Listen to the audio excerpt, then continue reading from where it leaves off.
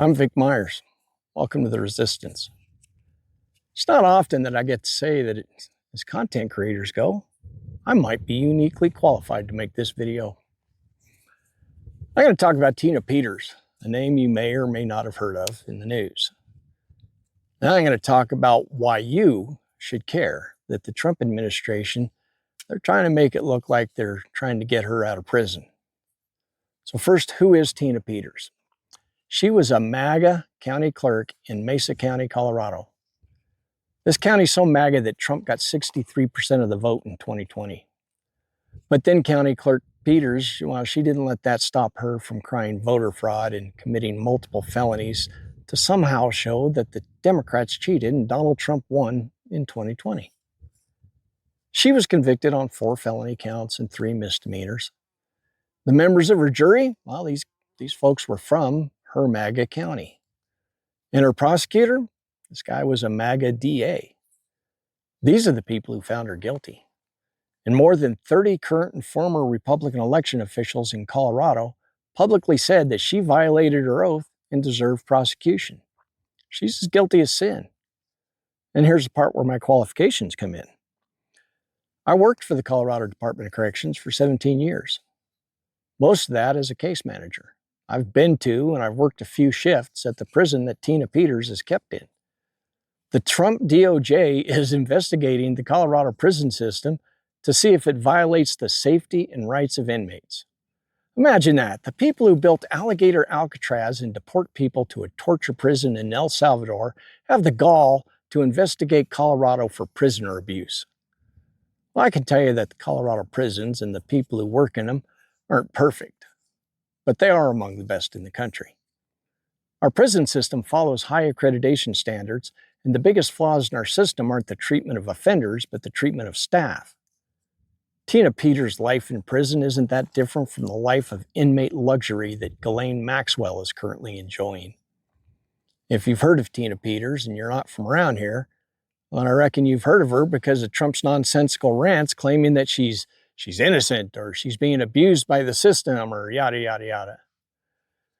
The Trump administration has even gone so far as to claim that she's been pardoned, even though no president of the United States has any authority whatsoever to pardon a state crime. Why? Why does this administration want to make it look like they're trying to get Tina Peters out of prison? I reckon if we adjust our point of view and look at this in context with everything else the Trump administration does, then we can reasonably guess that they could care less if Tina Peters gets out of prison. You might have noticed I referred to the Trump administration saying she's pardoned. It's because we've all seen enough of Trump's recent behavior, well, to know that he's barely in control of choosing what flavor of tapioca pudding he gets for a snack. It's the people behind his reign that are pushing this narrative. They may tell him what to say about it and hope that he can remember long enough to make it coherent, but Trump himself has never shown this kind of loyalty to people close to him, let alone individuals like Tina that he's never met. It's the Russell Votes and the Stephen Millers that are doing this. But why? I submit that they're doing it because it's just another in a long list of attacks on our institutions. They'll use this nonsense to reinforce their arguments that our elections are broken. That way fewer people will vote. They'll use this to reinforce their arguments that our justice system is corrupt, so fewer people will care when real criminals, especially those in the Trump administration, get pardoned or are empowered to commit crimes. They'll use it to justify their increasingly unlawful and unconstitutional use of Gestapo-like tactics in their version of law enforcement. And 30% of the Americans who still think Trump is doing a good job are the kind of people who will soak this stuff up like a biscuit dipped in beef stew. Lesson 2 of Timothy Snyder's On Tyranny is defend institutions.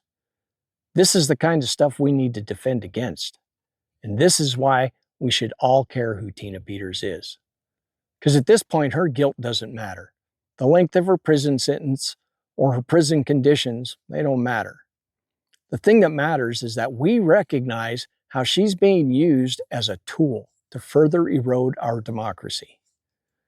Ironically, if she herself doesn't recognize this and start taking responsibility for her actions, then she's never going to get out before her mandatory parole date in February of 33. The parole board doesn't give people early parole if they're fanatical in insisting that they're innocent when the evidence against them is so incredibly damning. Thanks for listening. Good day.